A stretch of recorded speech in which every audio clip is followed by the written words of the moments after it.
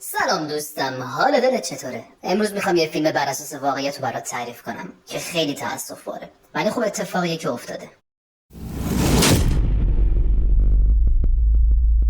یه خانواده 4 نفر است که سرپرست این خانواده یه پدر و یه شوهر به شدت سلطه‌گر و سختگیره. یکی از دخترها به اسم سارا میگه دیرم شده و باید برم مهمونی. پدر میگه بشین سر جات ببینم. کجا؟ سارا میگه من با مامان هماهنگ کردم، گفته میتونی بری. ولی بابا به سارا میگه تو هیچ جا نمیری و میفرستش بره تو اتاقش بمونه. ولی سارا شبونه یواشکی از خونه میزنه بیرون و با دوست پسرش میرن مهمونی. مادر بیچاره میخواد بیاد با دخترش صحبت کنه و دلداریش بده که باباش میاد درو باز میکنه و میبینن که سارا از پنجره فرار کرده. اونا شبو با هم دیگه حسابی خوش میگذرونن و تا صبح لاف میترکونن و اینجاشم من شاهدم. همین شما داری میبینی همینه.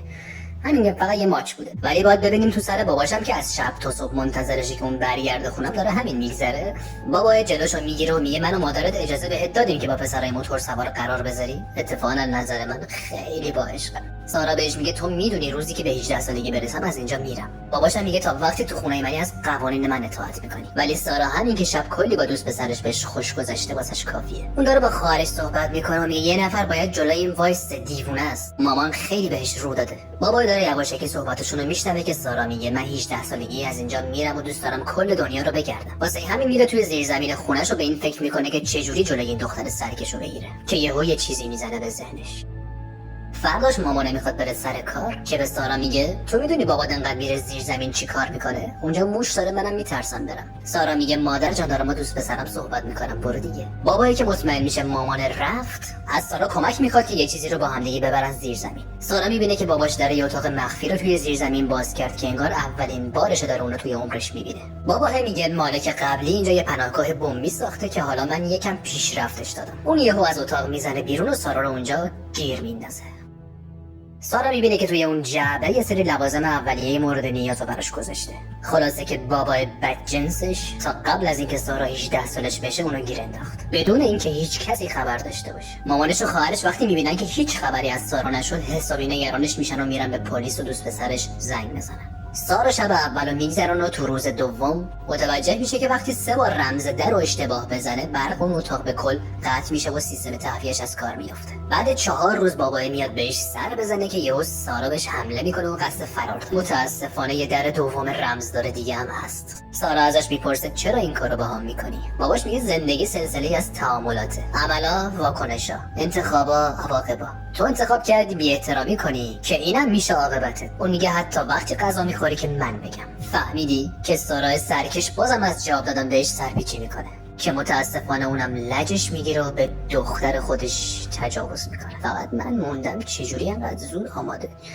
خب ولش کن، بریم ادامه این داستان. لایک و سابسکرایب کردن برای تو خیلی آسونه ولی واسه من یه دنیا ارزش داره. ممنون میشم اگه همین الان انجامش بدی. اونا جریان رو به پلیس توضیح میدن. پلیس میپرسه چیزی ازش کم نشده، لباسی، چیزای شخصی. بابا هم میگه چرا، یکم لباس و یه کیف مسافرتی. اون همیشه میخواست کل دنیا رو سفر کنه. خلاصه یه جوری جلوی پلیس جلوه میده که انگار اون فرار کرده.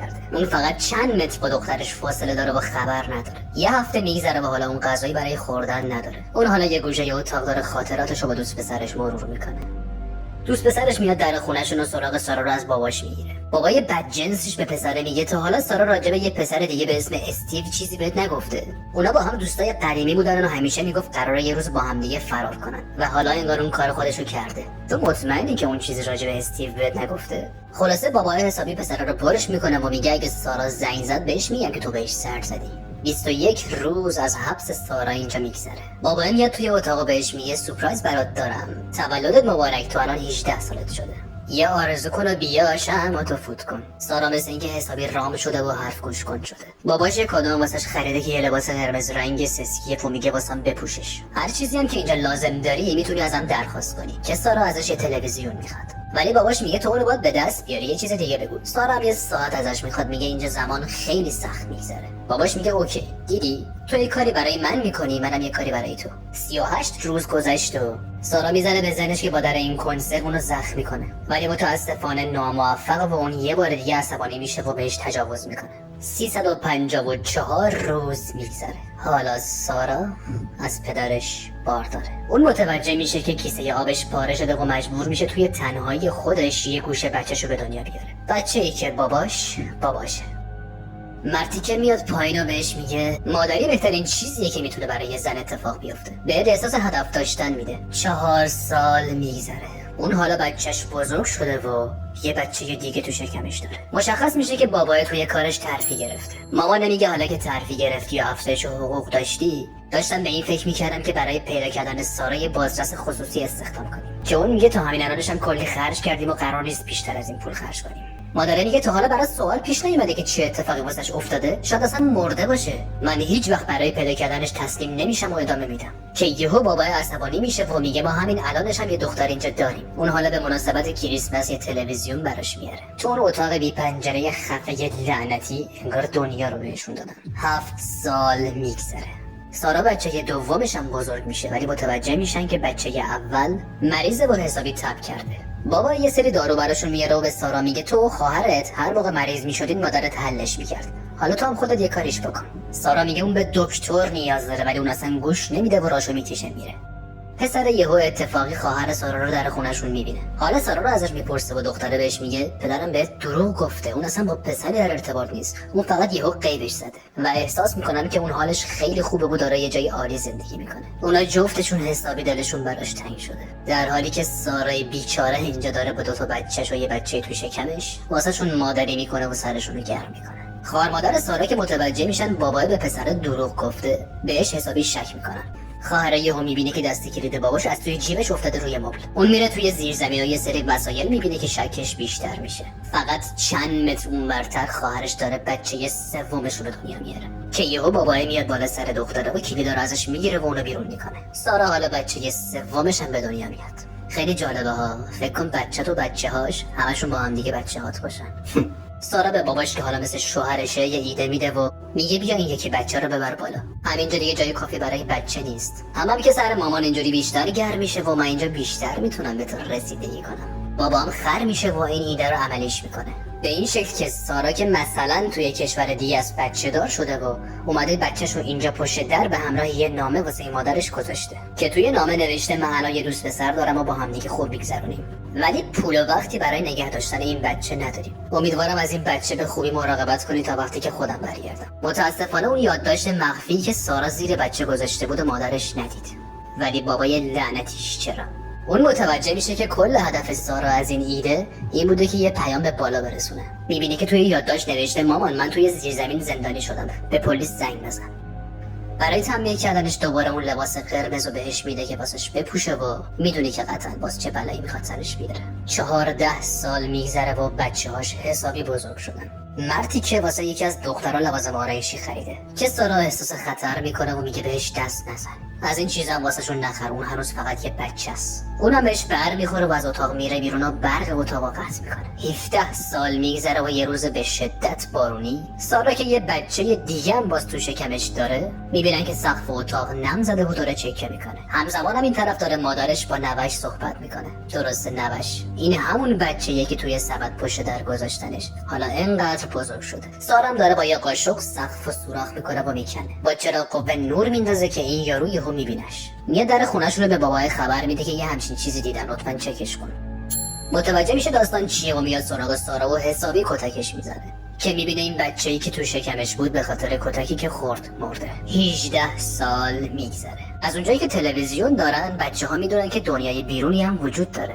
اونا که حالا یه مقدار بزرگ شدن صداشون در میاد و میگن که کی ما قراره بریم بیرون. باباشون هم که در اصل باید پدر بزرگشون میبود میگه من نمیدونم، همش به مامانت بستگی داره. اونا حسابی دارن رو سارای بیچاره فشار میارن و میگن ما میخوایم بریم بیرون که سارا یهو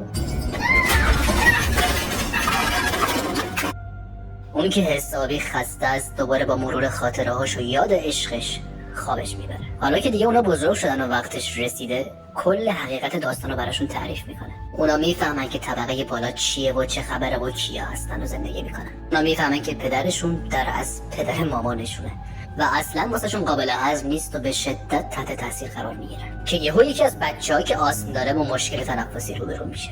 19 سال میگذره. بابای با مقدار مواد غذایی میاد داخل و سارا میبینه که مقدارش خیلی کمه. بابای میگه باید سهمیه بندیتون رو بیشتر کنی. به سارا میگه بیشتر باید به خودت اهمیت بدی، افتضاح شدی. که یهو یکی از بچه‌ها عصبانی میشه و میگه خفه شو، اونطوری باش حرف نزن. بابا هم بهش میگه چیکار میخوای بکنی جدله، هیچ کاری نمیتونی بکنی. باهاش درگیر میشه و اون از اونجا میزنه بیرون و دوباره برق اتاق قطع میکنه. از این طرف هم از کارش اخراج میشه و نمیتونه از پس هزینه این همه آدم بر بیاد و داره خانواده‌اش از هم میپاشه. اون که حالا هیچ راه دیگه ای براش باقی نمونده، تصمیم میگیره که اونا رو توی اتاق خفه کنه و بکشه.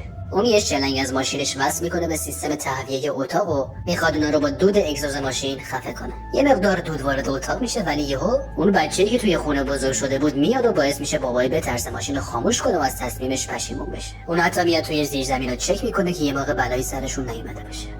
20 سال میگذره. از اون طرف اینا بالا مهمونی گرفتن و سرشون گرمه، از اون طرف اینا پای به مشکل خوردن و یکی از بچه‌ها که از بچگی مریض بود مریضیش دوباره ارد کرده. اون مشکل تنفسی داره و به سختی داره نفس میکشه که بالاخره سر و کله حاج آقا پیدا میشه. سارا میگه اون به دکتر نیاز داره میمیره. بابا میگه نه نمیتونم ریسک کنم. با کلی التماس و خواهش، با قول دادن به اینکه به هیچ کس چیزی نگه، اونو متقاعد میکنه که ببرنش بیمارستان. هر جوری شده اونو به بیمارستان میرسونن و درست قبل از اینکه نبضش وایسته اونو به زور شوک برمیگردونن. دکتر میاد سراغشون و یه فرم بهشون میده که مشخصاتشون رو پر کنن. اون میخواد بره دستشویی که شوهر باباش نمیذاره. یهو به ذهنش میزنه و لیوان آبی که اونجاست تو چپه میکنه روی فرم مشخصات که بابای مجبور بشه بره اونو عوض کنه و فرصتی باشه برای فرار کردن. اونم سریع از فرصت استفاده میکنه و بلند میشه و میاد سراغ دکتر و پلیسی که توی سالن وایسادن و میگه به کمک نیاز دارم. پلیس هم سریع شک میکنه و میاد سراغ بابای و دستگیرش میکنه. از این طرف هم دختر بهوش میاد و سارا بهش میگه ما تو بیمارستانیم و اومدیم بیرون و بابا رفت به درک. ما حالا آزادیم. تموم شد. واقعا حتی تصور همچین اتفاقی غیر قابل باوره. ولی واقعا بعد از همچین تجربه ای دنیا برات یه جای زیباتر میشه. همه چی رو قشنگتر میبینی و قدرشو میدونی. اونا حالا همه آزاد دارن زندگی میکنن. که یهو دوست پسر سارا بعد از 20 سال انتظار میاد پیشش و با هم دیگه روبرو میشن و بهش کادویی که 20 سال پیش واسش خریده بود و تا الان نگهش داشته بود بهش میده و با هم میرن که به عشقشون برسن.